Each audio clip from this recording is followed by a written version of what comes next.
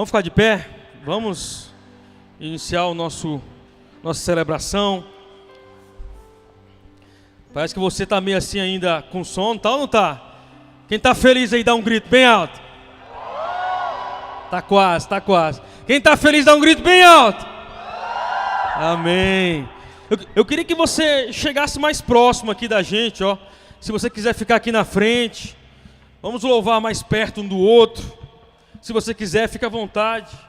Mas eu queria que você desse a mão pro seu irmão que está aí do seu lado. Dá a mão para ele. Dá a mão para ele aí. Balança ele assim, ó. Tá vivo? Fala para ele assim, ó. Todo ser que respira, louva ao Senhor. Agora ora pela vida dele aí, rapidão. Fala, Senhor, abençoa a vida do meu irmão. Senhor, guarda a vida dele, guarda a vida dela. Senhor Deus, tudo que ele tem sonhado, tudo que ela tem desejado, não sei se é passar no vestibular, se é passar na faculdade, naquela matéria que está difícil. Senhor Deus, abençoa, guarda a vida dele. Senhor, as dificuldades que ela tem tido, Senhor, ajuda. Senhor, ajuda nas suas fraquezas, em nome de Jesus. Protege, guarda a sua família, livra de todo mal, abençoa a vida dela ali no PG, que a cada dia, Senhor, ele ou ela traga mais jovens para ouvir a tua palavra, porque tem jovem que está morrendo, Senhor, e que em nome de Jesus nós possamos alcançar mais e mais jovens para Cristo, em nome de Jesus Cristo, amém? Dê uma salva de palmas bem grande agora para o Senhor. Aleluia. Vamos louvar ao Senhor com alegria, em nome de Jesus. Aleluia. Eu quero ver você se mexer, meu irmão, nessa noite. Aleluia. Nós somos jovens, somos fortes. Aleluia. Já. Vem, Senhor. Vem, Senhor, encher esse lugar. Canta bem alto, canta bem alto. Vem, Senhor, encher esse lugar com tua glória, com tua glória, com tua glória, com tua glória, com tua glória. Fala-me, Deus, fala-me, eu quero te ouvir. Eu quero ouvir tua voz, declara. Toca-me, eu quero te sentir. Vem, Senhor, vem, abraça-me. Vem, abraça-me. Vem, me abraça-me. Vem, me abraça-me. Todo dia é dia de adorar ao Senhor. Aleluia, Senhor. Só pra te encontrar. Aleluia, se prepara, se prepara. Estou em sua. Dá o quê? Dá vontade de. Sai do chão, meu irmão. Dá vontade de dançar. Dá vontade de gritar. Dá vontade de correr diante de ti. Dá vontade de pular. Dá vontade de dançar. Dá vontade de.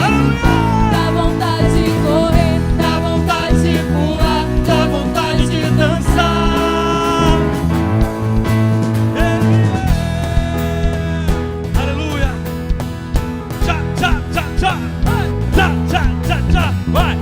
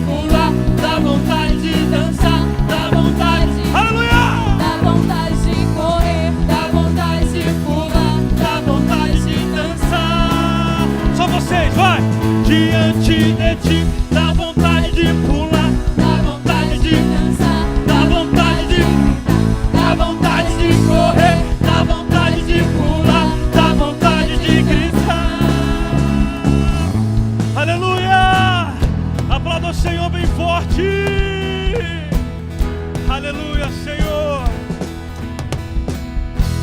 Glória a Deus. Aleluia. Aleluia. A alegria do Senhor, meu irmão, ela nos contagia. Aleluia. Quero ver você se mexendo. Dança na presença do Senhor, meu irmão.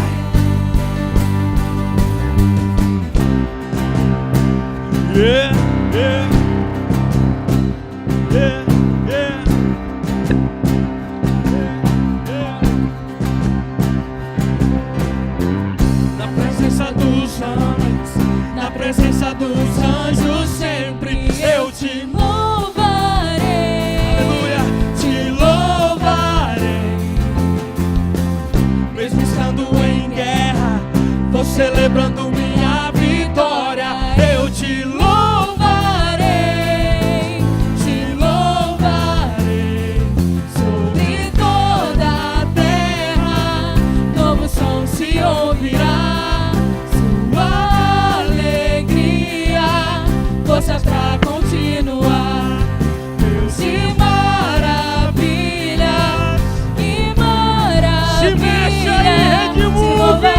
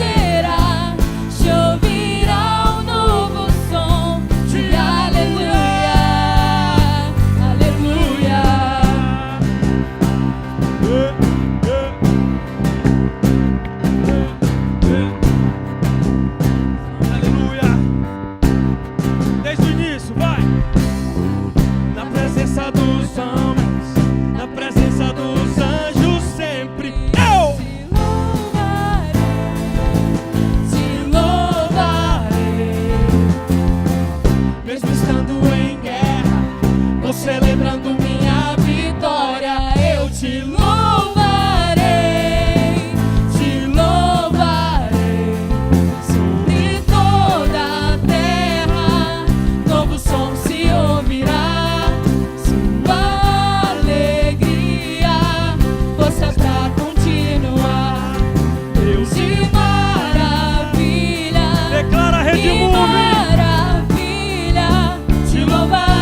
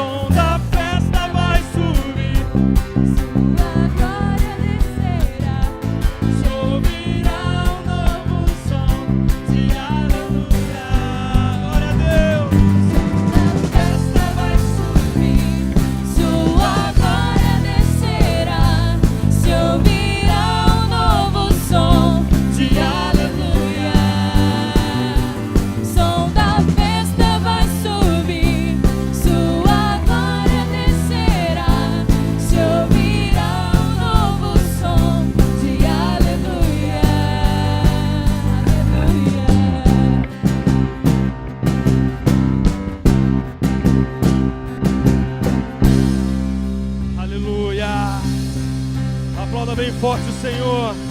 Só Ele é digno de toda a honra e de toda a glória. Aleluia. Te louvamos, Deus. Queria que você fechasse seus olhos agora.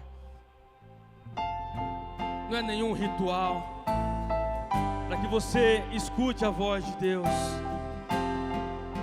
e se concentre nele em adoração. Nosso Pai eterno, Deus, único Criador, todo-poderoso, através do Santo Espírito, nos deu seu Filho Jesus, o Salvador. Eu creio em Deus, nosso Pai. Eu creio em Cristo.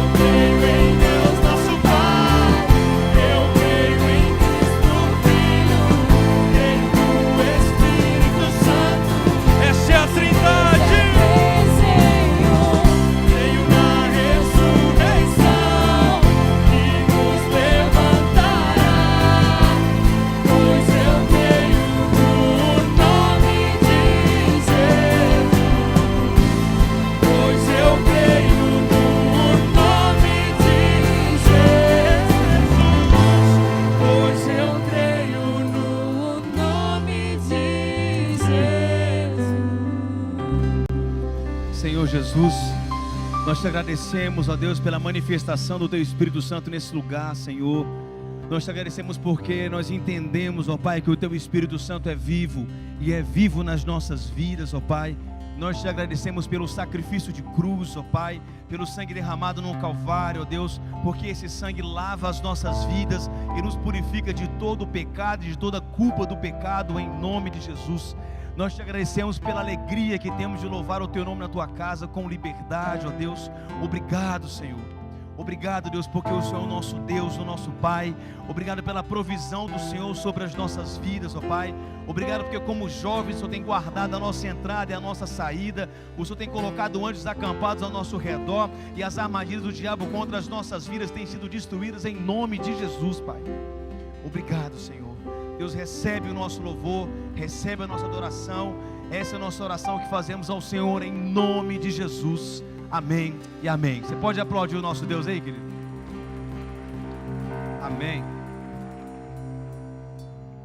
Glórias a Deus. Acho que como não estou mais tocando, pode sentar, querido, pode sentar. Acho que como não estou mais tocando, acho que eu vou cantar, velho, sabe? Acho que eu vou. O que vocês acham aí? Boa noite. Boa noite. Como diz o menino, tem alguém vivo aí? Pessoal, o seguinte, muita gente viajando, né? Galera já, dia 1º já vaza mesmo assim. Os ônibus da Transbrasiliana tá tudo lotado pro Maranhão já. Teresina, Bacabal, Santo Inês, Buriticupu, tá tudo lotado, não tem mais passagem, né? Mas é muito bom. Fico feliz por você estar aqui e entendo que você não está aqui por acaso. Tenho certeza que Deus ele tem algo preparado para ministrar aos nossos corações essa noite. Amém? Queria que você abrisse sua Bíblia aí rapidinho aí em Lucas 6. Lucas 6 do versículo 46 ao 49. Eu queria trocar uma ideia com você rápido aqui, não quero me delongar muito. Queria ler com você esse texto para a gente poder começar. Você que não tem, que não tem Bíblia pode acessar ou acompanhar aí no Data Show, mas se você tiver, eu queria que você abrisse, porque é interessante você acompanhar o texto aí, já que o texto pode não ficar o tempo todo no telão. Amém? Quem encontrou diz amém aí, amém? Quem não encontrou diz misericórdia e faz uma busca no aplicativo que encontra, bota assim Lucas 6, o que você acha? Oi? A referência é Lucas 6, 46 a 49. Vamos lá, deixa eu ler com você. Isso apareceu? Apareceu. Vamos lá. Porque vocês me chamam Senhor, Senhor, e não fazem o que eu digo? Eu lhe mostrarei o que se compara àquele que vem a mim, ouve as minhas palavras e as pratica. É como um homem que, ao construir uma casa, cavou o fundo e colocou os alicerces na rocha.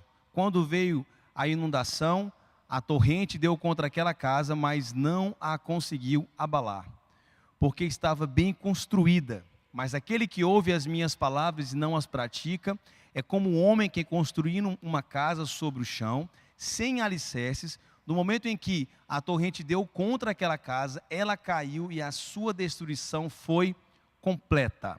Senhor Jesus, nós pedimos, ó Pai, a manifestação do Teu Espírito Santo, que traga o discernimento a cada coração e nos revele além daquilo que os nossos olhos podem ver, além daquilo que os nossos ouvidos podem ouvir, para que nós possamos ser tocados pelo Senhor naquilo que o Senhor quer falar aos nossos corações. Eu peço que o Senhor fale de forma individual a cada um nessa noite, em nome de Jesus, amém.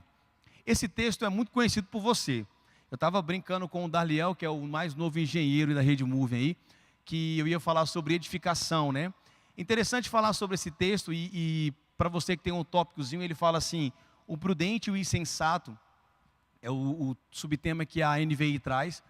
Mas assim, você pode pensar assim, não, o Dini vai falar sobre casa, né? Está falando sobre edificar na rocha, alicerce e tal. Você pensa assim, não, ele quer falar sobre casa ou diferentes casas.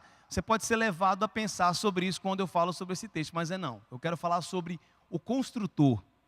Esse texto, ele tem mais a ver sobre o construtor do que sobre a casa em si, né? Eu queria falar com você sobre dois homens, né? Dois homens que recebem então um trabalho, e nesse trabalho de construir uma casa, de edificar uma casa, os dois construtores trabalham da mesma forma, mas algumas coisas não são tão parecidas assim, né? No final da construção, uma casa ao ser tomada pela torrente, pela chuva, pelo vento, essa casa desmorona, e o outro, a casa fica firme, né?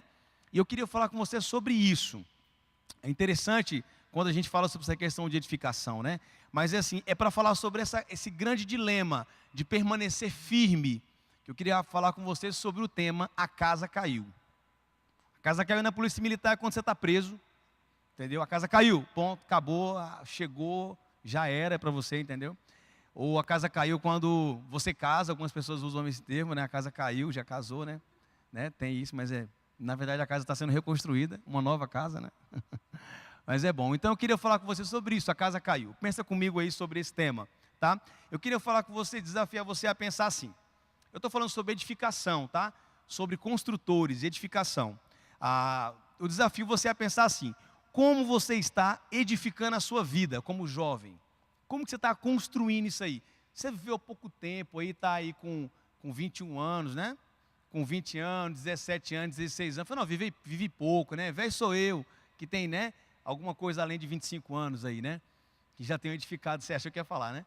Já tenho edificado há muito tempo, muita coisa. Mas assim, como que você tem edificado a sua vida com Deus? É a minha pergunta para você pensar aí.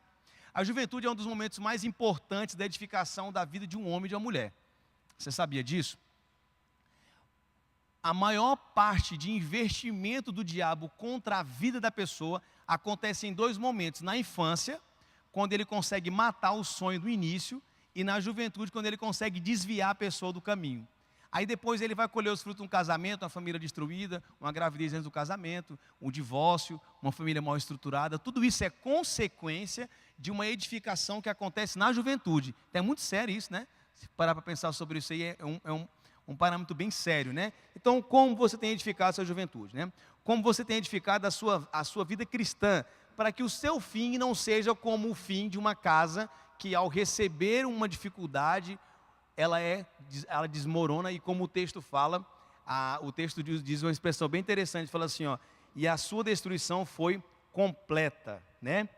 Nesses últimos tempos, a gente tem falado muito sobre edificação, sobre consolidação, não é isso? Sobre evangelização, sobre multiplicar, ganhar pessoas, fazer discípulos. É interessante que a grande verdade é que esse não é o nosso problema da igreja batista, da igreja evangélica no Brasil. Não é ganhar. Como assim, Dani? Não é evangelizar. Olha só, fazendo uma pesquisa rápida pelo IBGE, no censo de 5 anos atrás, nós fomos estimados em 40 milhões de evangélicos, em uma população estimada de 200 milhões. São todas estimativas, tá? 40 milhões. E se você parar para pensar comigo, se nós éramos 40, uma matemática rápida, né? Galera da área de exatas, me ajuda aí, tá? Uma conta rápida. Se nós éramos 40 milhões há 5 anos atrás, se cada um de nós ganhássemos apenas 4 pessoas em 5 anos, ou eu não estou falando de 5 pessoas, eu não estou falando de 6, eu não estou falando que essas 4 pessoas vão ter que ganhar algumas, não. Estou falando que se 5 anos atrás, cada um de nós tivesse ganho 4 pessoas para Cristo, 4 pessoas, nós teríamos hoje uma nação completamente evangélica. Você entendeu isso? A matemática é exata, né? Tranquilo. Você teria hoje praticamente um Brasil inteiro alcançado pela palavra de Deus. Mas então, Dene, bacana. E se você fala que o nosso problema não é ganhar, porque hoje nós somos mais de 50 milhões, hoje, no Brasil, certo? Mas existe um cálculo que trabalha contra a gente. Sabe qual é? É o seguinte: hoje existe uma estimativa que dos 5 anos até hoje, para cada crente firme na igreja, eu tenho um desviado. É matemática do capeta, né? Pensa comigo. Se eu tinha uma proposta de ganhar pessoas, e eu fiz isso durante esses anos, entendeu? Só que tem um probleminha aí, ó. Dessas 4 pessoas que você ganhou, hoje nós temos 1 para 1. A cada uma pessoa sentada nessa cadeira aqui hoje, que tem uma vida com Deus, eu tenho uma pessoa lá fora, tomada pelo reino das trevas, vivendo uma vida de decadência, uma juventude perdida, dedicando a sua vida ao mundo.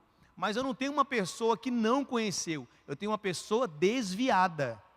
Você já ouviu falar esse termo, né? Flee, desviou do evangelho, né? Aí quando é crente, aí passou para ser crente, né?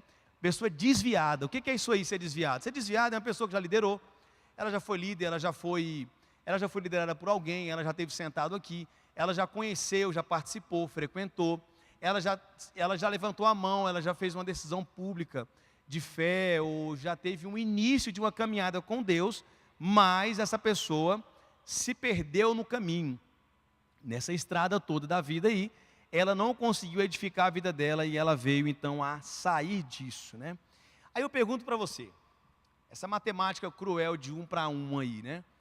O que me leva a questionar, o que leva o jovem a fracassar na vida cristã? Você já pensou nisso aí já? O que leva você, ou os jovens que já estiveram aqui a sair, ou o que leva o jovem a viver uma vida decadente na vida com Deus, né? Ou por que o jovem se torna bem sucedido em tantas coisas? Cara, é médico, é advogado, doutor, engenheiro, analista, é muito competente no que faz. A gente tem muito aqui, a gente conhece muitas pessoas que são jovens, mas já são competentes no que fazem. E por que essas pessoas conseguem ser tão competentes em tantas coisas e serem tão incompetentes, inconsequentes e trágicas na caminhada com Deus? E é o contrário, né? Como que se dá, né? O que leva o jovem a fracassar na vida cristã é basicamente o que esse texto de Lucas 6 fala. Dene, mas é interessante isso aí? É interessante. Primeiro ponto que eu quero falar com você é o seguinte: não é por falta de experiência inicial com Deus. Ué, então quer dizer que o jovem se perde no caminho e não é por falta de experiência inicial com Deus? Não é. No versículo 46 ele fala assim, ó: porque vocês me chamam Senhor, Senhor, e não fazem o que eu digo? É uma pergunta. Mas você chama ele de Senhor, Senhor.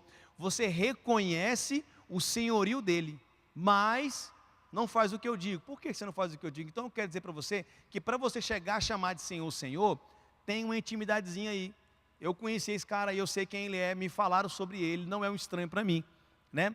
Abre a tua Bíblia em Gálatas 3:3. Gálatas 3:3 vai te ajudar a entender um pouco mais sobre essa coisa de inicialmente começar na fé. E não é por isso que você se desvia ou cai ou se rebenta, tá bom?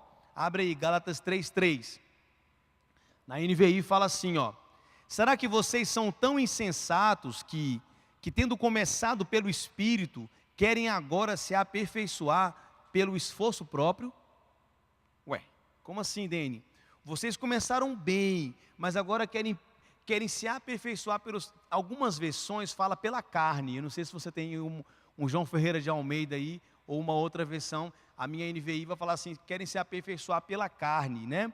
Ou seja, não foi sempre assim. No início você começou bem.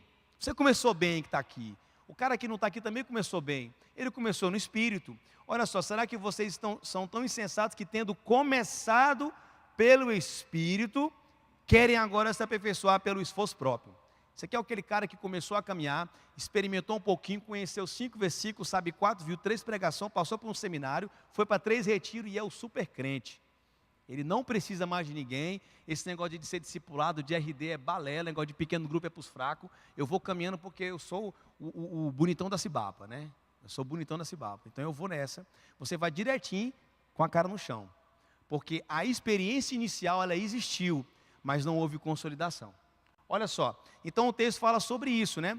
Eu vivi uma experiência na minha vida assim, há muitos anos atrás, não tantos anos atrás, porque eu não sou tão velho assim, né? Mas alguns poucos anos atrás, bem poucos, eu vivi uma experiência não muito agradável. Eu era de uma igreja em Gurupi, e o líder de jovem dessa igreja, um cara que eu admirava demais, eu sempre andava muito perto dele, e achava muito legal a desenvoltura dele, como que ele fazia as coisas e tal. Depois de um tempo assim, tipo 5 anos liderando a juventude, ele simplesmente abandonou a fé.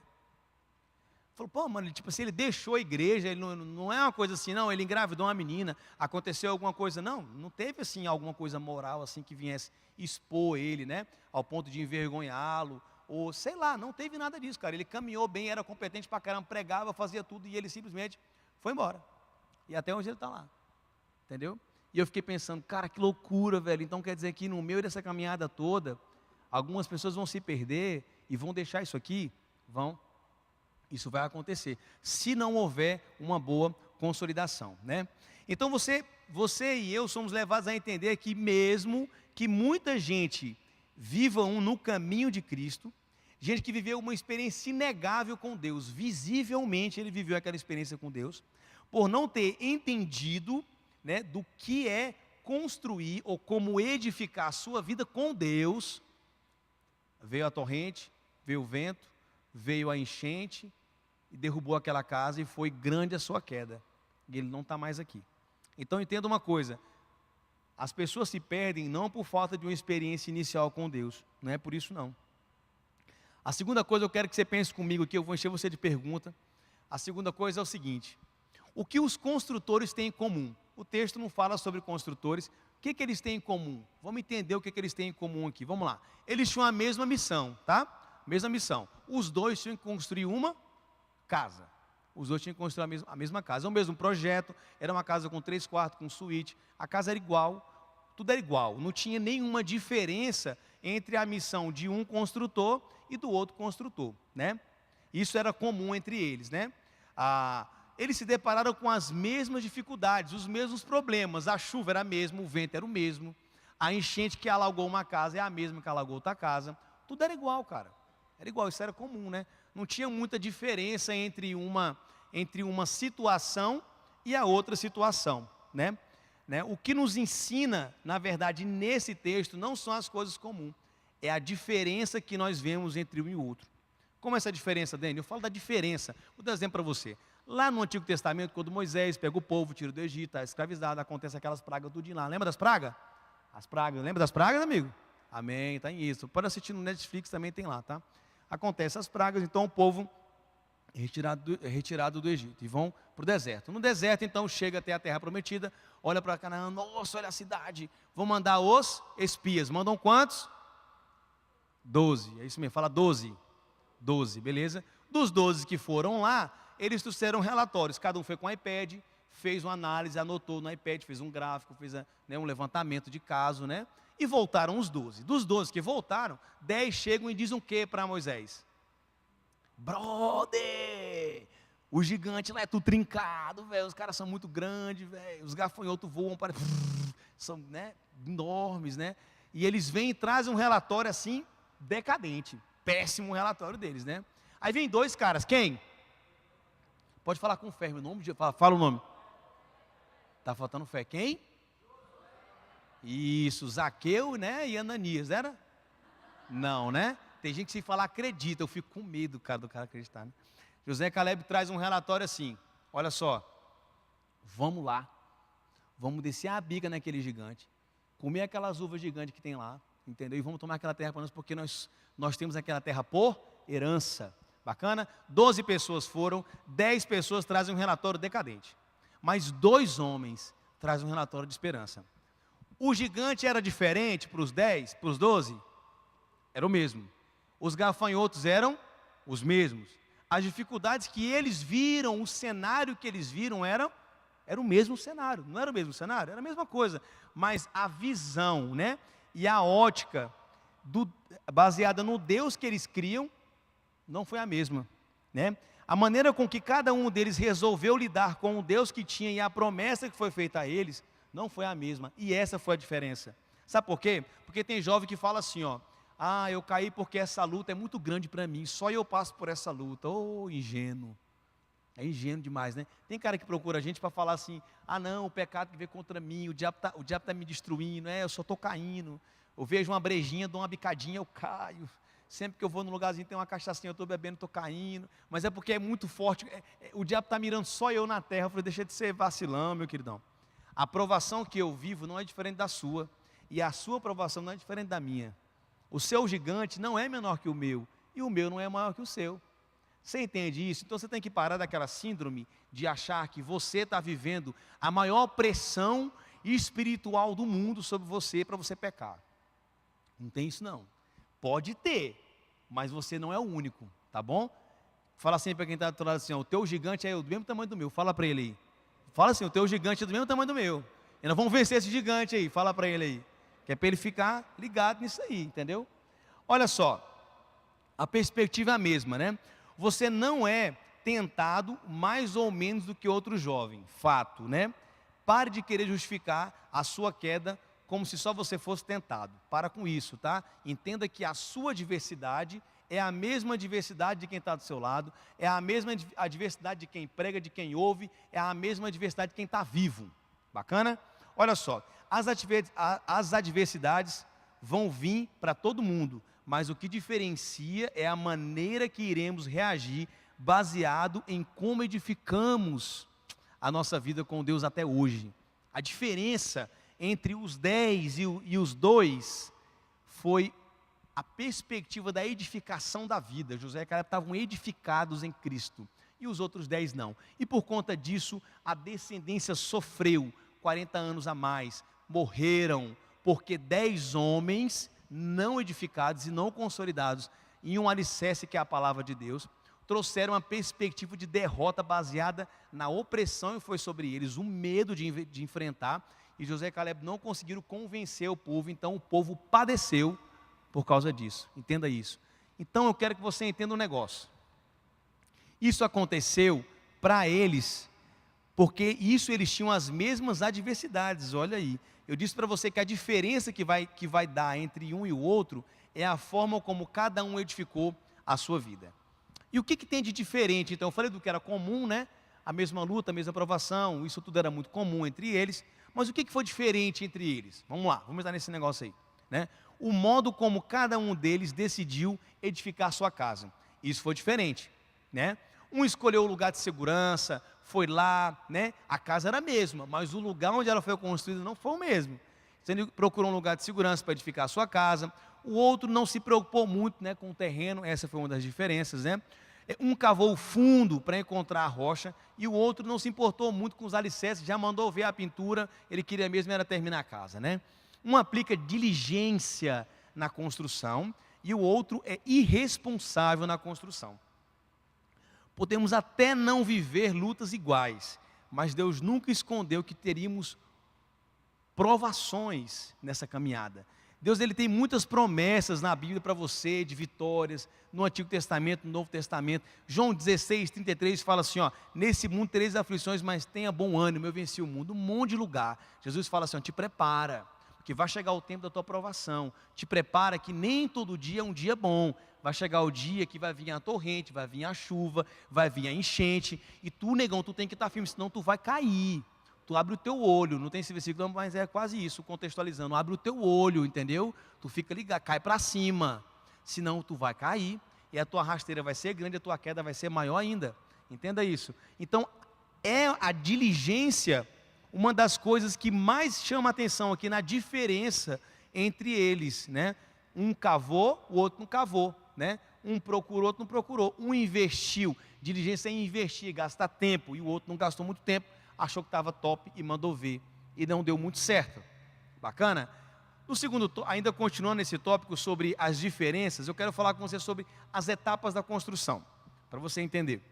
Quando Deus está falando sobre alicerces, fundamentos, né? Ele está falando sobre a sua vida com Deus. Deus está falando, é uma parábola. Ele fala assim, a sua caminhada de fé, em ter uma vida consolidada na palavra, né? Ele está falando sobre o que você tem feito com tudo que você já ouviu, cara, até aqui. É muito interessante essa pergunta. Você tem aí, por exemplo, uma caminhada de fé, por mais curta que seja, você tem 5 anos de caminhada aí, no mínimo. E o que você tem feito com tudo aquilo que você ouviu? O que você tem feito com tudo aquilo que Deus falou para você? O que você tem feito com tudo que você já experimentou sobre esse Deus? É essa a diferença. Essa é a grande diferença da consolidação, da edificação, de como você vai edificar a sua casa, a sua vida, o seu relacionamento com Deus. E é sobre isso que ele está falando assim, ei, olha só, a cada segundo que passa, tu está chegando mais perto do dia do teu juízo final. E eu estou tentando te consolidar, e eu estou te dando um monte de ferramentas que você não está querendo usar. Tá? Então você está aí sendo superficial, e vai vir a chuva, vai vir o vento, vai vir a inundação, e a sua queda vai ser grande. 1 Coríntios 3:10, abre aí, 1 Coríntios 3:10, vamos rodar para versículo para caramba aí, 1 Coríntios 3:10, se tiver um telão pode colocar, 1 Coríntios 3:10, vai falar o seguinte: conforme a graça de Deus que me foi concedida, eu, como sábio construtor, lancei o alicerce, e outro está construindo sobre ele. Contudo, veja cada um como constrói. Fala assim para quem está do outro lado, fala assim, ó. Repete comigo assim, ó. Veja cada um como constrói. Pergunta assim, como é que você está edificando? Pergunta para ele aí. Pergunta, como é que você está construindo? Me explica aí como é que você está construindo esse negócio aí. Você está edificando como? Olha só o texto chamando a atenção para você. Ó, ele pergunta, conforme a graça de Deus que me foi concedida, eu, como sábio construtor, lancei o alicerce e outro está construindo sobre ele. Contudo, veja cada um como constrói.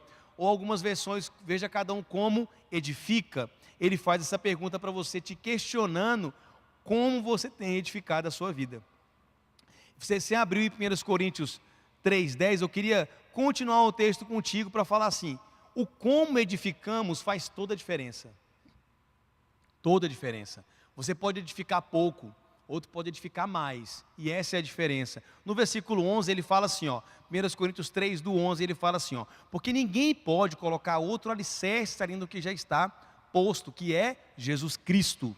Se alguém constrói sobre esse alicerce, usando ouro, prata, pedras preciosas, madeira, feno ou palha, sua obra será mostrada, porque o dia atrará luz, pois será revelado pelo fogo, que provará a qualidade da obra de cada um. Versículo 14, se o que alguém construiu permanece, esse receberá a recompensa. Se o que alguém construiu se queimar, esse sofrerá prejuízo, contudo será salvo como alguém que escapa através do fogo. Interessante esse texto demais aqui, cara. Isso aqui vem mostrar para você o seguinte, ó. Ei, vai vir fogo em cima de tu, negão. Está escrito aqui, eu não estou tentando te queimar não, tá? Tá aqui, ó, tá falando aqui, ó. Eu não estou mentindo, está dizendo aqui que vai vir a prova, se alguém constrói, né? Mas a diferença está o quê? Se alguém constrói sobre esse alicerce usando ouro, prata e pedras preciosas, se alguém trabalhou para fazer isso bem feito, porque a pedra preciosa é ralada para conseguir, o ouro é ralado, então eu consegui construir aqui de uma forma que deu uma estrutura boa, um bom alicerce, bem consolidado, vai vir o fogo contra mim, o que vai acontecer? Se o que alguém construiu permanecer, esse receberá recompensa. Bacana? E o que construiu com madeira, feno e palha? Aquele que quis mascarar o negócio. Aquele que quis só dar aquela pinceladinha, colocou o barraquinho ali, subiu as paredes, passou uma argamassa, está cheirosinho, está bonitinho. O que vai acontecer? Vai vir um fogo. Se aquele que construiu se queimar, esse sofrerá prejuízo. Que prejuízo é esse? Contudo, será salvo como alguém que escapa através do fogo. A sua queda é certa. É certa. Então assim, eu quero esclarecer para você, como a Bíblia está falando aqui, que você precisa se preocupar urgentemente com a forma como você está edificando a sua vida. Para que quando isso acontecer, ou isso chegar até você, você esteja firme. Então esse papozinho, não cara, é porque é muito difícil permanecer na caminhada, entendeu? Todo mundo cai, esse negócio é assim mesmo, entendeu? Vou dizer uma coisa para você, se hoje for revelado coisas sobre a sua vida, o que vai dar a base de autoridade para que as pessoas percebam que você é uma outra pessoa, é o seu testemunho. O testemunho é o que consolida o ministério de qualquer homem, qualquer mulher. Estou falando de quem está aqui, de quem está lá, ou de líder de PG, estou falando de uma pessoa que caminha na fé. É como você tem edificado hoje a sua vida, que diz assim, ó, esse cara aí já andou em caminhos tortos e tortuosos, mas hoje ele tem um alicerce firme. Hoje ele recebe uma pancada aqui, mas ele está firme. Diz não, ele sabe se posicionar, ele tem um caráter, ele tem um testemunho que autoriza ele a fazer o que ele está fazendo. Amém? Então isso faz muita diferença, recebe isso aí. O terceiro ponto, para eu caminhar aqui, para a gente dar continuidade, fala o seguinte: o que edificou de forma correta teve sucesso. Bacana? Estamos falando de construção, de edificação, de vida com Deus. Sem dúvida, esse construtor, ele edificou sua casa com sabedoria e com planejamento. Ele merece o reconhecimento, né? Jesus fala, né, que ele é prudente, porque teve sabedoria, ele foi diligente, né? Um alicerce precisa ser feito em um lugar firme. Antes de entrar na polícia militar, eu trabalhava com farmácia. Na minha juventude eu trabalhei com farmácia na idade de 12 anos de idade, né? Eu fazia massa para o meu avô na construção da casa que minha mãe mora hoje. Fazia massa para ele lá, massa, né? Tal. Eu era servente dele. Esse é o nome mesmo, servente. Não era drogaria não, pessoal, fazia massa mesmo, peão, né? Quando minha mãe foi construir a casa dela, era um lugar quebrado. A gente pensou que eu tinha farmácia. Não, gente, que nem farmácia é o Cleiton, tá? Eu só tinha uma enxada na mão. Quando a gente foi construir a casa da minha mãe lá, era só uma banda a casa, né? Então, era meio assim o terreno. Então, a gente tinha que fazer o alicerce. A experiência foi qual? Meu avô me chamou, me escalou, eu estudava de manhã e trabalhava com ele à tarde, ia para lá. Ele desenhou a casa assim, com uns pauzinhos assim no chão. Meu avô não é engenheiro, não, ele é só na natureza, viu, Daniel? O bicho ali, ele olhava e falava assim, pode fazer que dá certo, ou pode derrubar que vai cair, né? E eu fui ajudar ele nisso aí. E esse negócio de você, que fala assim, ó, o alicerce precisa de um lugar seguro, eu vi isso na prática, né? Quando a gente começou a cavar, você faz assim aquele treirinho, faz um buraco onde a base é no seu nome, né? Onde vai ser mais profundo, aquele lugar ali vai ser uma coluna, né? Então, aí tem um negócio, fala assim, Ministério da Alabanca, fala. Ministério da Alabanca era o meu ministério. Era um ferro pesado pra caramba, pontudo assim. E eu jogava ele no chão, e eu ia batendo ele no chão e ele ia, o próprio peso ia cavando. Só, meu queridão, que com 40 centímetros que eu comecei a cavar, eu encontrei um negócio chamado laje. Laje, uma pedra grande. Algumas nós conseguimos retirar, outras nós tínhamos que quebrar ela com aquele instrumento ali, meu irmão. Então eram horas e horas, e ali batendo, e eu pensava assim, qual o sentido da minha vida, né? Eu ficava pensando, mas como é que eu vou quebrar um trem desse aqui, né? Meu avô, vai menino, eu, sim senhor, pá.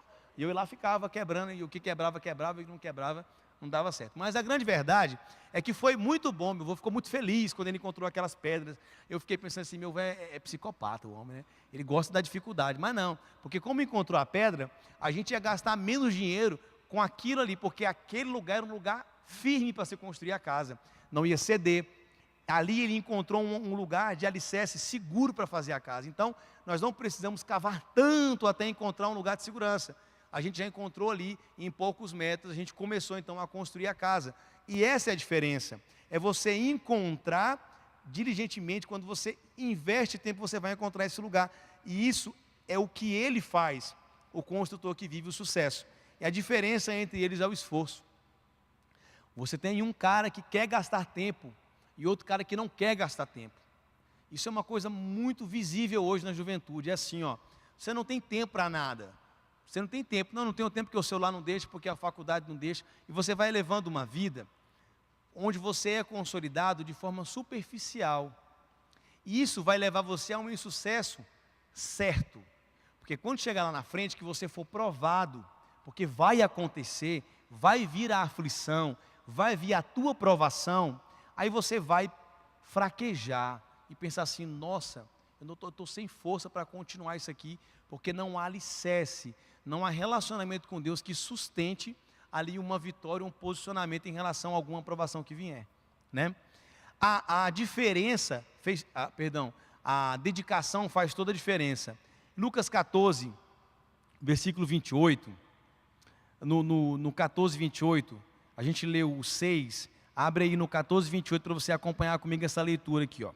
Fala assim, qual de vocês, se quiser construir uma torre, primeiro não se assenta e calcula o preço, para ver se tem dinheiro suficiente para construí-la, pois se lançar o alicerce e não for capaz de terminá-la, todos os que o virem rirão dele, dizendo, este homem começou a construir e não foi capaz de terminar. Tá, beleza. O que eu quero falar com você? Ele vai falar depois sobre o homem que vai à guerra, né? E indo à guerra, ele pergunta, como não vou mandar um mensageiro para poder tentar ali um acordo de paz, não conseguindo um acordo, vou visualizar quantos homens ele tem para me programar para ir para essa guerra, para que eu não seja destruído lá. Então ele fala sobre preparo, se preparar, né? Muitos jovens estão levando uma vida cristã sem planejamento. Você já pensou nisso, cara? Planejamento da vida cristã? Não é interessante? Dá até uma disciplina de seminário isso aí.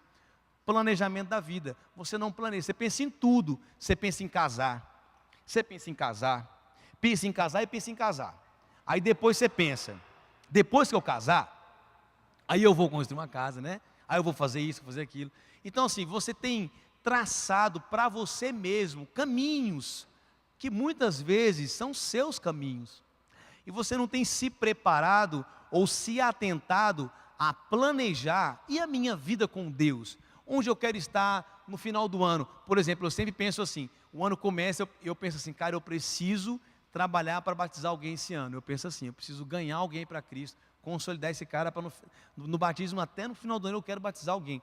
Você tem pensado em caminhos e formas que consolide ou que venha construir na sua vida um relacionamento com Deus, né? Jovens que estão preocupados apenas em maquiar a vida, gente, isso é muito sério.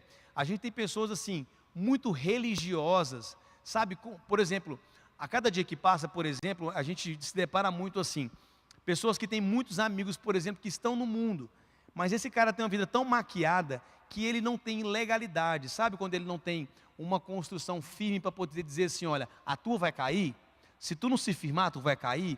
Então ele tem amigos que são amigos que vivem o comportamento da homossexualidade, ele não consegue falar de Deus para eles. Ele tem amigo, por exemplo, que vive a prostituição, amigos que estão vivendo aí a bebedice, amigos que estão vivendo uma vida totalmente destoada daquilo que ele conhece, porque ele teve uma experiência inicial com Deus, essa criatura que eu estou falando, mas ele não tem um alicerce, ele não consegue, baseado na caminhada que ele tem com Deus, abençoar ninguém. É maquiado. Ele tem uma casa em cima de uma areia. O primeiro vento que der, ele sabe que a casa dele vai cair e por isso ele prefere não se envolver. Vou só ficar no meu canto aqui, né? Alguns versículos antes, Deus está dizendo o seguinte. Ele fala assim, ó, para você entender que tudo tem um preço a se pagar, né?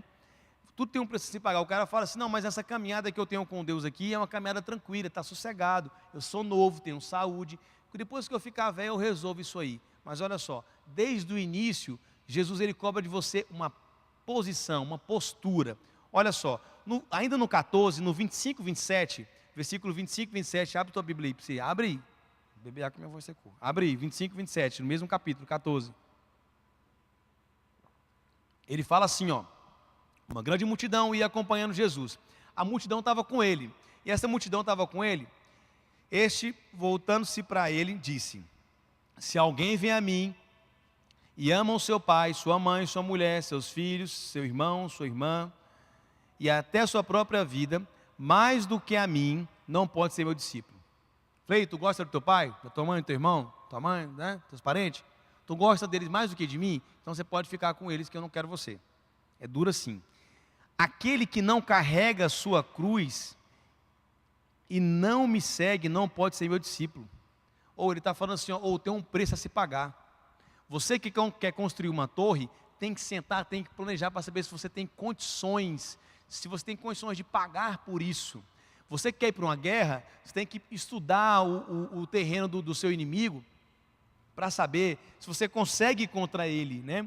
Antes de seguir Jesus, antes de seguir a Deus, eu tenho certeza, isso foi uma coisa que eu pensei muito quando estava fazendo esse sermão, e eu pensei muito para mim, quando eu decidi, não, eu quero aceitar Jesus, eu não tinha noção do preço a se pagar, inicialmente não tinha não, eu não vou mentir cara, tinha não, era tudo muito bom, era tudo muito legal, entendeu? Mas quando você começa a entender o preço que você tem que pagar, e é um preço de vida, né?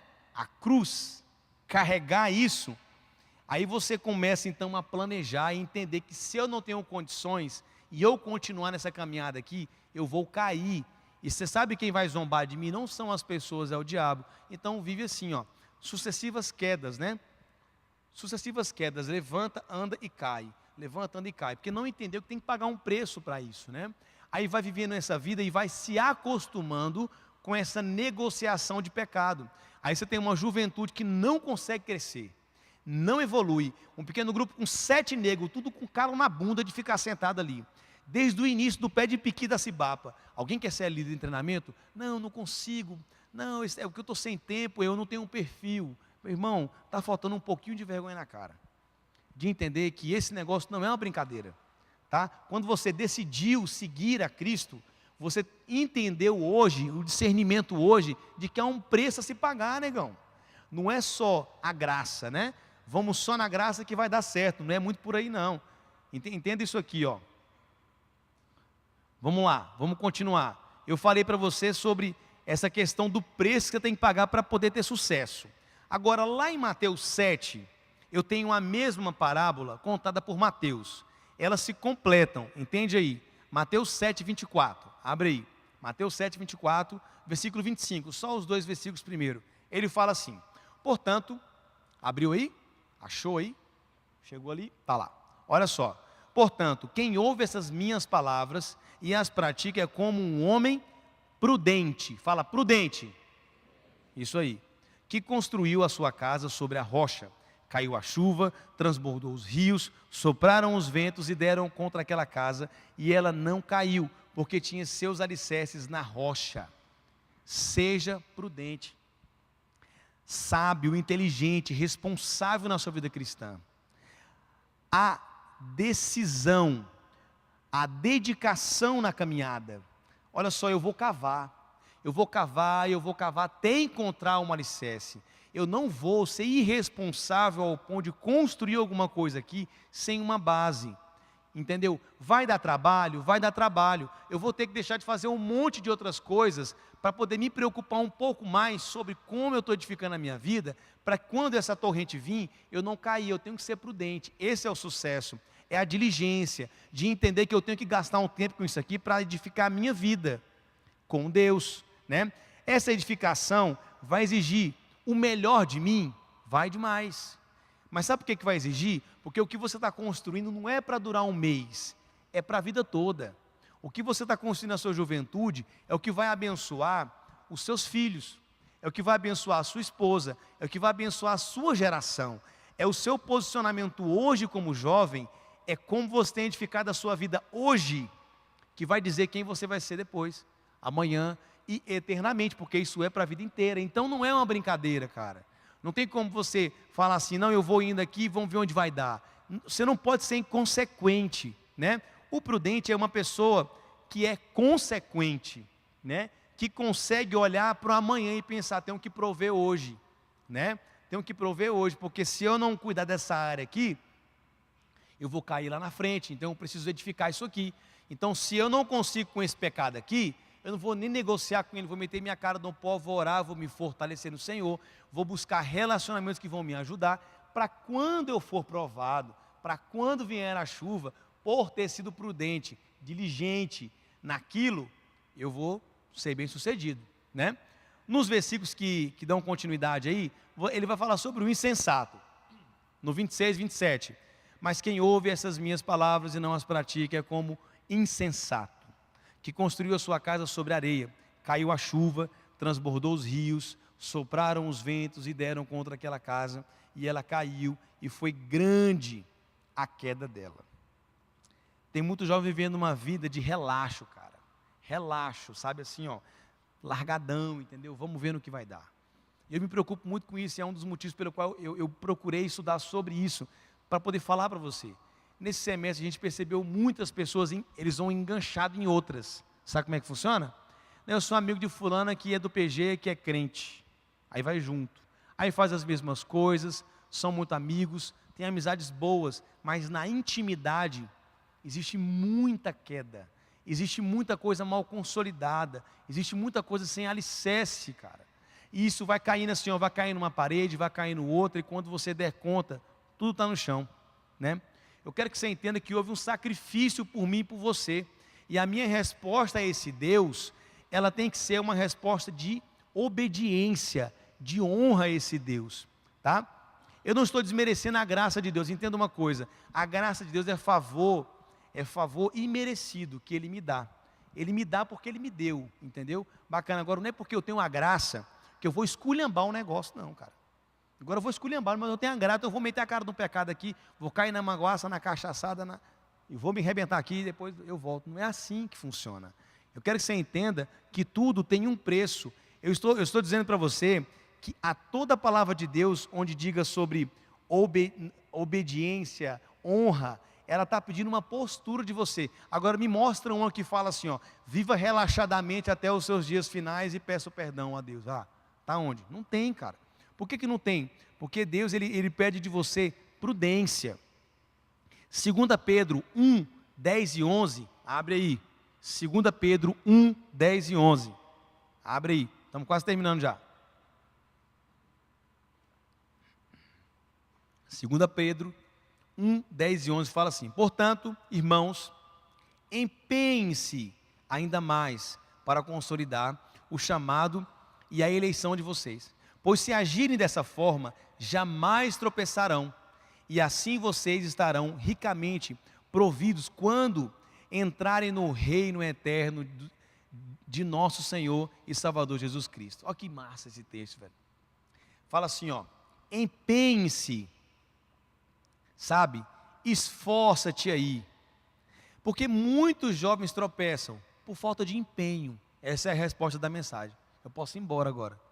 Essa é a resposta. Por que eu estou caindo tanto? Falta de empenho, cara. Falta de empenho. Se você quer aprender a falar inglês, o que você faz? Você vai fazer um curso de inglês, não é assim que funciona? Eu tentei várias vezes, não consegui. Esse negócio é muito difícil, cara. Eu não tenho sotaque, né?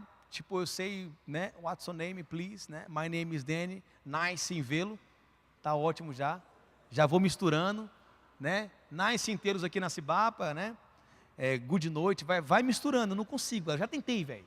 Não entra aqui na minha cabeça aquele negócio. Mas eu entendo que se eu aplicar empenho nisso aí, eu vou ser o cara bilíngue, mano. Vou confundir até o português com o inglês. Eu vou ser muito bom. Aí você faz assim, ó. Você quer pedalar, por exemplo, como eu estou pedalando agora, você quer ser muito bom no pedal, tem que ter diligência, tem que treinar. Não, eu quero ser bom em alguma coisa, você faz alguma coisa que você é bom, tenho certeza. Ou joga, ou sei lá, escreve, ou na sua faculdade. Mas por que você é bom? Porque você gastou tempo naquilo lá. Então eu estou dizendo para você, Pedro está falando assim, olha, portanto, irmãos, empenhe-se ainda mais para consolidar o chamado e a eleição de vocês. Pois se agirem dessa forma, jamais tropeçarão. Mano, tatua isso aí no braço, cara. Jamais tropeçarão. Onde está o sucesso? Na diligência, no tempo de qualidade. Você não tem tempo? É só caminhar e esperar a queda, maninho. Firma o corpo, que a paulada vai ser segura. Se não vai ser hoje, vai ser amanhã, e a vergonha vai ser o diabo que vai te expor. É isso que ele está dizendo. O texto diz, ainda mais, ou seja, cada vez mais, um empenho maior a cada dia. Então quer dizer que eu tenho que ser melhor empenhado hoje do que ontem e amanhã do que hoje. Você entende? Porque eu vou caminhando em conhecer mais sobre Deus. Então se eu tenho uma vida onde eu fui mais empenhado no passado, e acontece muito, pensa comigo, lembra quando você estava tão bem com Deus, lá no passado, lembra quando você estava assim, tinindo, sapata de fogo, pá, e você estava assim que não podia ver o negócio aqui, já saía fogo, né? Você não estava assim com Deus? Estava top demais. Chegava a provação, você via assim, sai, capeta, já vazava, saía todo mundo, não viu os capetas, saía tudo correndo. Você estava assim com Deus, mano, estava quase com a face reluzente, não era assim? Aí você aplicou diligência em outra coisa, você gastou tempo e empenho com outra coisa, e cada dia mais você ficou menos preparado, menos consolidado, menos edificado, e hoje se soprar um ventinho, a queda é grande. É isso que eu quero que você pense, cara. Você precisa começar a entender que viver uma vida com Cristo precisa de responsabilidade. Não dá para levar de qualquer jeito. Não dá mesmo. E caminhando para o final, eu quero dizer para você o seguinte: não seja superficial em sua vida com Deus. Não seja, cara. Sabe? Não seja um jovem irresponsável na sua caminhada com Deus. Não seja insensato, preguiçoso, cara. Meu Deus do céu. Deus liberta todo espírito de preguiça agora nesse lugar, Senhor. Coloca um fogo no sofá desses meninos, Pai. Coloca fogo na cama dele para levantar. Gente, é incrível como a preguiça tomou conta da juventude. A gente trabalha na escola, o menino chega para a gente e fala assim, professor, está errado isso aqui, olha aí. Está errado. Eu falo assim, o proeza da natureza, lê o enunciado, filho. Ele tem preguiça de ler, ele quer deduzir a resposta só olhando, é preguiça, cara. Tomou conta. Você não lava mais um banheiro, cara. Como eu lavei banheiro, cara, na minha vida. Eu era assim com a que boa. Você me dava uma que boa, mãe, eu lavava banheiro com oh meu Deus, não é a bucha não, com bombril. Quase acabou o azulejo. O negócio era estar limpo. A gente era mais empenhado no passado. A gente tinha mais coragem. Isso reflete diretamente também com Deus. Você tinha mais coragem, você tinha mais tempo de jejum, você tinha mais tempo de oração, você era um cara que falava mais, tinham mais palavras da Bíblia na tua boca. As pessoas percebiam mais quem você era pelo como você reagia, e a preguiça tomou conta do teu corpo, sabe? E o máximo que tu consegue é dar um glória a Deus ou começar orando e terminar babando, e o amém só no outro dia, né? Mas a gente acaba tendo diligência para outras coisas. É isso que eu estou querendo que você pense. Então, se eu for colocar numa balança, ela pode estar descompensada para coisas que vão me satisfazer, projetos meus, né? Coisas minhas, né? Eu estou solteiro, quero namorar, por exemplo, vou nesse projeto, né? E vai, e está se acabando o mundo, meu irmão. A água está levando tudo, eu não quero nem saber. Eu quero morrer afogado, mas eu beijo na boca, eu não quero saber, não. Tem gente assim, mano. Não é por aí. Vai chegar a hora que vai, ó, sucumbir. Aí você vai ser reprovado em tantas coisas que não vai valer a pena, sabe? É interessante que a gente tem batido muito na tecla assim, ó, alguns princípios que nós não abrimos mão. Como Rede Moving, como Cibapa, como igreja, não abrimos mão. O julgo desigual, por exemplo. Ó, você quer namorar um cara, mas ele não é crente, eu vou converter ele em nome de Jesus. Eu falei, Senhor, minha irmã, se você conseguir converter ele, você virou Deus. Né? Você é o próprio encarnado, né? Pela segunda vez, só se for um anticristo, né? Que não vem mais. Não funciona assim. Então tem coisas que a gente fala de uma forma engraçada para não parecer muito agressivo, mas tem coisas que são inegociáveis, né? Ah não, eu sou um cara que tem algumas disfunções na minha identidade sexual, tenho um desejozinho por homem também, ou a mulher por mulher, eu fico dando uma acessadazinha numa pornografiazinha homossexual só de vez em quando, só para... Cara, não dá certo, cara. Vai chegar uma hora que isso vai ser exposto e a tua vergonha vai ser grande, porque você entrou nessa caminhada aqui e você não calculou o preço que você tinha que pagar. Não vale a pena. Vai chegar uma hora que você vai ser exposto, não por mim, pelo próprio diabo, né? E eu vou ter muita misericórdia de você, vou orar com você, mas o estrago fica em você, não fica em mim. Fica em você. Então a minha diligência, o teu projeto é o mesmo projeto que o meu. É construir e edificar uma casa. Agora, a minha diligência pode ser diferente da tua. Ela pode ser diferente da tua. Ou a sua pode ser diferente da minha. Mas é isso que vai fazer de você uma pessoa que vai resistir ao dia mal. Então, você precisa pensar muito nisso. E eu queria ler com você, para a gente terminar aqui, ó, em Mateus 13. Vamos caminhar para o final aqui. Mateus 13, abre a tua Bíblia aí. Mateus 13. Eu não queria que você achasse assim, pô, o Dente está agressivo hoje. Não é isso, cara. Não é isso. É porque assim, tem menos piada hoje, até vai tentando, porque tem hora que a gente precisa falar assim, do que realmente faz diferença. E a diligência que você vai ter na sua caminhada com Deus, vai mudar a sua vida por completo, cara. Abre aí, Mateus 13, 21. É a palavra do semeador, tá? Para quem não conhece. Lá no 20, eles vão falar sobre vários tipos de semente que caiu em vários terrenos, né? Mas eu quero destacar isso aqui, ele fala assim, ó. No 20, quanto ao que foi semeado em terreno pedregoso, este é aquele que ouve a palavra e logo a recebe com alegria. O problema não está em receber a palavra, vou repetir para você. O problema não está em receber a palavra inicialmente, não está. O problema está na consolidação, está na caminhada, está na labuta do dia a dia, é o que tem faltado. E o que vai acontecer com você que recebeu com alegria, mas não consolidou? Todavia, visto que não tem raiz em si mesmo, né, permanece por pouco tempo. Quando surge alguma tribulação ou perseguição por causa da palavra, logo a abandona. A questão não está na forma como nós recebemos a palavra. Somos empolgados, animados inicialmente, né? Você percebe, né? Como você era ganhador de almas no início, cara. Como você era um cara que transbordava da palavra. Não era isso? Era alegria. Aí faltou raiz, faltou profundidade. E o que aconteceu? Ele falou que veio a dificuldade, não foi assim que ele fala? Ele fala assim, ó, a tribulação ou a perseguição por causa da palavra. Então eu estou falando de uma pessoa que conheceu a palavra e quando foi provada na palavra, foi reprovada, porque não tinha raiz de profundidade, não tinha consolidação com Deus. E essa é a diferença, essa é a diferença. No início da sua caminhada cristã, você suportou tantas coisas, cara. Pensa comigo, lá no início, tinha muita provação que você tirava com facilidade, não é? Né? Não caía em qualquer cilada do diabo, né? Não era qualquer coisinha que te derrubava, não, né? Mas hoje, depois de uma caminhada não edificada, você se vê em um caminho de vítima de pecado consequente, aquela queda de rotina, né? Pecados domésticos, coisas que você já cai há muito tempo, sabe? E é sempre naquilo, sempre naquela mesma área, ou é sexual, é moral, alguma área como essa, e sempre há uma reprovação. Não, mas a graça de Deus me alcança. Ei, peraí, cara, peraí, tem que ter responsabilidade na caminhada, irmão. Tem que ter diligência, tem que ter empenho na caminhada, porque se você não tiver empenho na caminhada, você não está consolidando a sua vida em uma rocha, está na areia, e quando vir a chuva, a enchente, vai derrubar e vai cair tudo aquilo lá. Entenda isso. Então é preciso que você gaste um tempo entendendo que é necessário isso. Então olha só, uma vida de superficialidade, maquiada. Então você é superficial em relacionamentos, você não se permite, por exemplo, ser pastoreado por ninguém, porque há uma superficialidade, não é isso? Você é superficial até no envolvimento com o seu pequeno grupo, é superficial.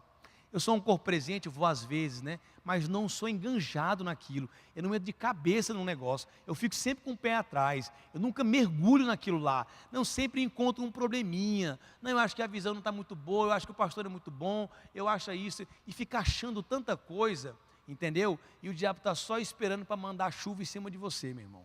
O sol vai vir. E por falta de raiz, a queda vai ser grande. A queda vai ser grande, né? Deus te convida essa noite a edificar sua vida com prudência, né? Não ser negligente, não negligencie isso. Sabe o que é negligenciar? É abrir mão, ser irresponsável, fazer de qualquer jeito. Faz isso não, cara. Para eu terminar de verdade mesmo agora, eu queria que você abrisse em Hebreus 2. Hebreus 2. A negligência pode matar os sonhos de Deus na sua vida, entende isso? Deus tem um pacote de planos, de sonhos para você. E a sua negligência desautoriza Ele, o próprio Deus, a usar. Porque não há acordo, não há aliança com Ele. Hebreus 2:1 fala assim: por isso é preciso que prestemos maior atenção ao que temos ouvido, para que jamais, nos desviemos. Olha só, cara, que loucura, né? Por isso é preciso que prestemos maior atenção ao que temos ouvido, para que jamais nos desviemos. Continuando o texto, ele fala no 2 e 3, para que, se a mensagem transmitida por anjos provou a sua firmeza, e toda transgressão e desobediência recebeu a devida punição, como escaparemos nós, se negligenciarmos tão grande salvação? Essa salvação, primeiramente anunciada pelo Senhor, foi-nos confirmada pelos que ouviram, está falando dos discípulos que anunciaram ela. Mas olha só que engraçado, ele fala sobre, ele dá um choque no cara, né? Ele fala assim, mano, preste mais atenção, cara. Preste mais atenção no que você tem ouvido, para que jamais nos desviemos dela. Aí no 2 e 3, no 3 ele fala assim, como escaparemos nós, se negligenciarmos isso aí, essa verdade, esse relacionamento, essa consolidação, aonde é que a gente vai parar? Que você entenda essa noite, que o segredo para que a sua casa não caia é viver uma vida de diligência no Senhor. Deus, Ele te convida hoje a pensar assim, cara, eu tenho negligenciado uma consolidação, uma construção de um relacionamento verdadeiro com meu Deus. Eu tenho sido superficial em muita coisa, e eu sei que isso é muito íntimo, é muito seu. Eu sei que quando eu falo aqui, o Espírito Santo traz à sua memória situações, áreas, condições de negligência que você tenha vivido na sua caminhada com Deus. Mas Deus te convida hoje a consolidar em uma rocha, a consolidar num lugar de segurança, um relacionamento que pode vir a chuva, pode vir a enchente, pode vir um vento, mas você permanecerá firme no Senhor Jesus, amém? Queria que você ficasse em pé, queria que você orasse comigo, que nesse momento em pé você pudesse, inicialmente, enquanto a Fernanda toca, eu queria que você orasse por você mesmo. Eu queria que agora você tivesse esse seu tempo com Deus. Você ouviu muito aqui eu falando, e eu sei que você pensou muita coisa aí. O Espírito Santo, com certeza, Ele falou ao seu coração.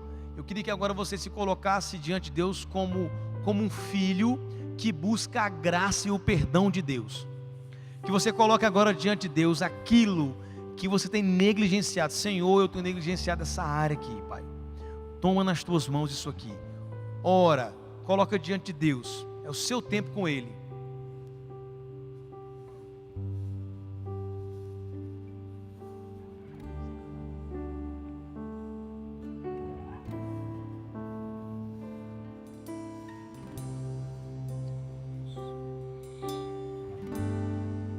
verás o fruto do teu penoso trabalho e te alegrarás, e te alegrarás. Povos de todas as tribos, línguas e nações, e te alegrarás, e te alegrarás.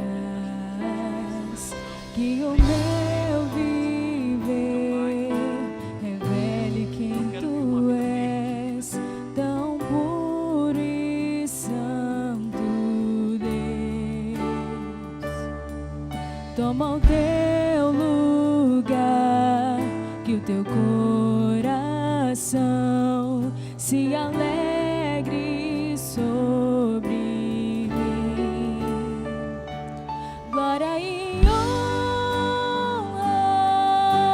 a ti, Cordeiro Santo, Cordeiro Santo.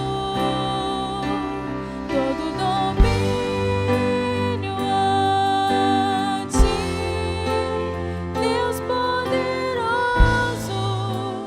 Deus poderoso. Senhor Jesus, nessa hora, Pai, eu quero colocar nas tuas mãos, ó Deus, a vida de cada jovem nesse lugar, Senhor, a vida de cada homem, de cada mulher, ó Pai, que recebeu do Senhor hoje essa palavra de advertência, ó Pai, sobre como tem consolidado, como tem edificado a sua vida.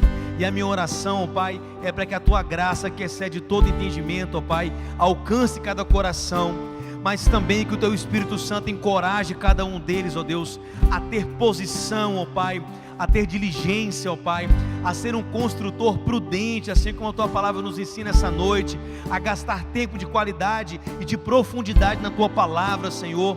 Se há alguma área em sua vida que ele tem negligenciado, que o Senhor fortaleça ele no teu espírito, Pai, para que ele possa, motivado pelo Senhor, se levantar, Senhor. Deus, nós repreendemos, ó Pai, a queda sobre a vida desse jovem, Pai.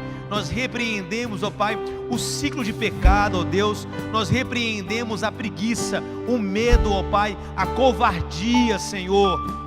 Mas diferente disso, ó Pai, que o Senhor possa encorajá-lo, para que ele seja bênção nesse tempo, ó Pai, para que ele desfrute de uma relação com o Senhor, de intimidade, ó Deus, para que quando vier a chuva, Pai, para quando vier o sol, para quando vier a torrente, para quando vier a enchente, ele permaneça aprovado no Senhor, Pai. Deus, nós te agradecemos, porque nós temos experimentado do Senhor, nesse tempo, do teu Espírito Santo, o que tem motivado os nossos corações, o que tem dirigido a nossa vida a permanecer, ó Pai, em te buscar, em te conhecer. Deus amado, recebe, ó Pai, a vida de cada jovem nesse lugar essa noite, Pai. Visita cada coração de forma particular, Senhor. Ministra sobre cada um deles aquilo que o Senhor tem preparado, Senhor. Eu oro por jovens libertos, ó Pai, de pecados na área da sexualidade, ó Pai. Eu oro por jovens libertos, ó Pai, por pecados na área do comportamento, ó Pai. Eu oro por jovens tratados no seu caráter. Eu oro por jovens que gastem, ó Pai, o seu tempo com aquilo que consolide, com aquilo que edifique as suas vidas na caminhada com o Senhor, Pai. E é por isso que nós louvamos ao Senhor. Recebe, ó Pai, e ouve o clamor do teu povo em nome de Jesus. Amém.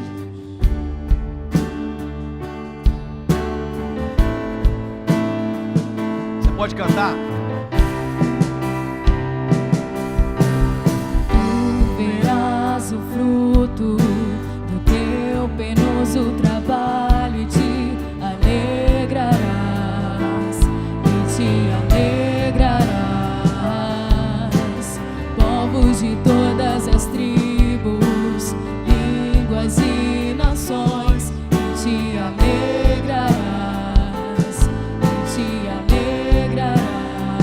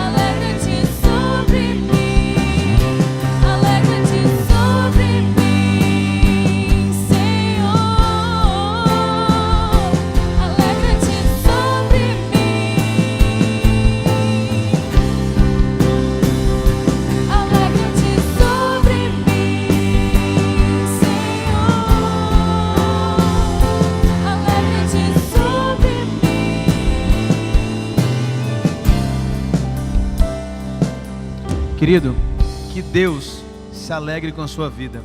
Amém?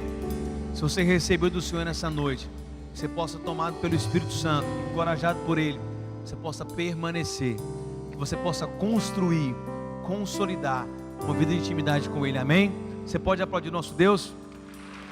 Maravilhoso. Uma boa noite. Que Deus abençoe a sua vida, querido. Um abraço.